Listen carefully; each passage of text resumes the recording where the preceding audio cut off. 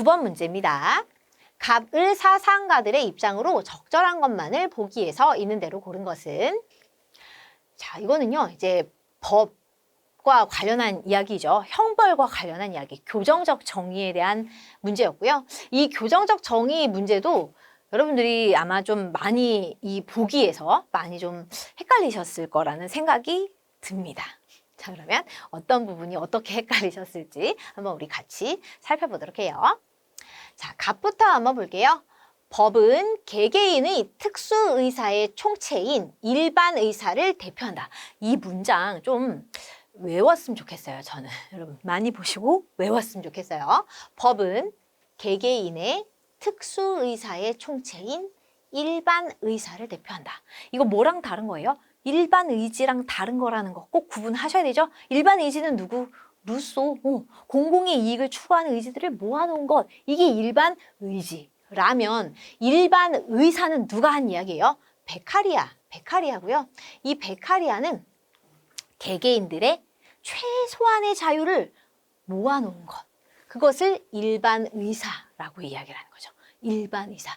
공익을 추구하는 의지 말고요. 개개인들이 자기 사익을 추구하는 의지 중에 가장 최소한의 것만을 내놓아서 그것을 모아놓은 것. 이것을 일반의사라고 해요. 그리고 갑은 법이 이런 일반의사를 대표한다라고 보는 거죠. 그런데 자신의 생명을 빼앗을 권능을 타인에게 기꺼이 양도하는 자가 있겠냐는 거예요. 자신이 가지고 있는 자유의 정말 최소한의 일부만 내놓은 게 바로 이 특수의사이고 이걸 모아놓은 게 일반의사인데 어디 그 요만큼 내놓은 그것에 내 생명권까지 내놓을 사람이 어디 있겠느냐는 거죠. 그러므로 사형은 사회계약에 포함될 수 없다. 베카리아라는 거 확실히 나오죠. 사회계약론적인 입장에서 사형을 반대하고 있는 거. 갑이죠. 을은요.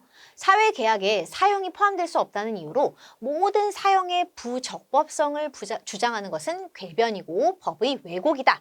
형벌은, 자 여기 좀 읽어볼까요? 오직 범죄자가 범죄를 저질렀기 때문에 행해지는 것이며, 이거 뭐예요? 범죄를 저질렀으므로 형벌이 내려지는 거. 응보주의 말하는 거죠. 응보주의. 형벌의 법칙은 하나의 정언명령이다.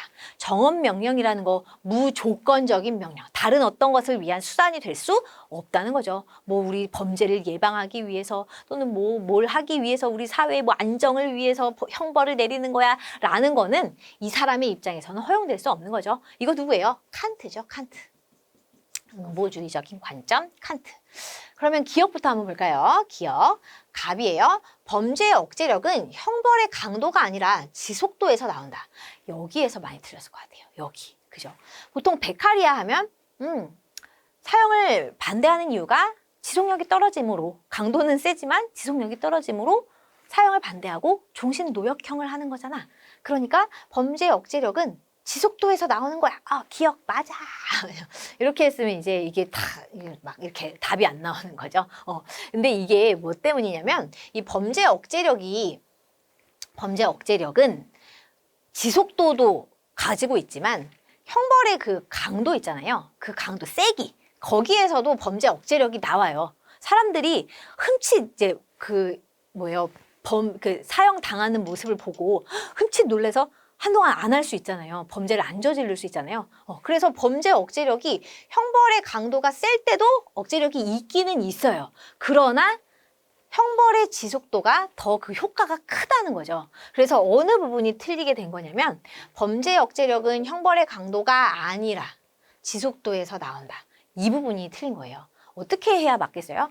범죄 억제력은 형벌의 강도보다 형벌의 지속도가 더 크다 또는 더 효과가 좋다 뭐 이런 식으로 되었다면 이거는 맞는 보기가 될 수 있었겠지만 형벌의 강도를 아주 아니라고 배제를 했으므로 그래서 기억이 틀린 보기가 되는 겁니다. 그래서 예전에 되게 비슷한 선지가 하나 나왔었어요. 베카리아는 형벌의 강도는 아예 범죄 억제력이 없다고 생각한다 라는 식의 선지가 나왔었거든요. 근데 그런 것도 이제 베카리아의 입장에서는 틀렸다고 볼 수 있죠. 베카리아는 형벌의 강도 역시 억제력이 있다고 봐요. 그러나 지속도가 더 크다, 효과가 더 좋다라고 본다는 거. 그거를 체크해 주세요. 니은은요, 갑. 종신노역형은 범죄자보다 시민들에게 더 큰 공포를 준다. 그래서 범죄 예방에 효과적이다. 라고 베카리아는 이야기를 해요. 여기에서도 아마 조금 생소해서 낯설어서 좀 힘들었을 수도 있어요. 범죄자에게 더 큰 공포를 주는 거 아닌가? 라고 생각할 수 있잖아요. 그죠?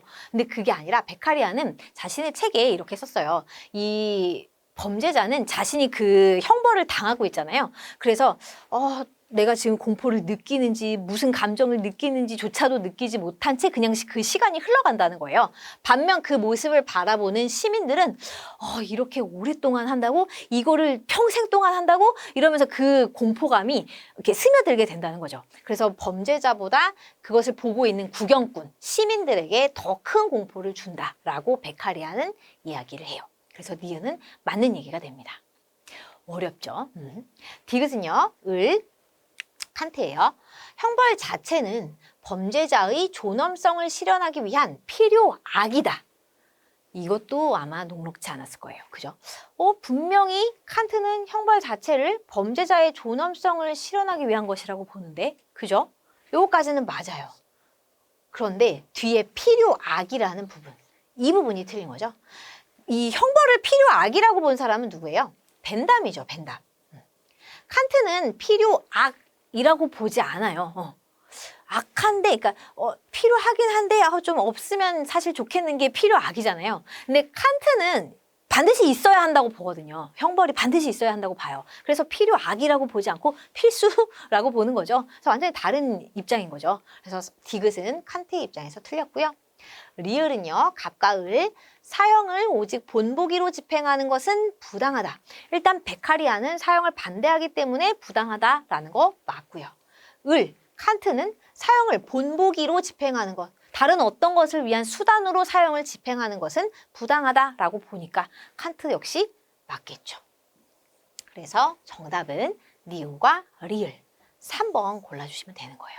힘드셨을 거예요. 맞아요. 근데 이거 많이 읽어보시고 잘 한번 하나하나 뜯어서 이해를 해보시면 수긍이 가실 거예요. 여러 번 보세요. 여러 번. 아시겠죠?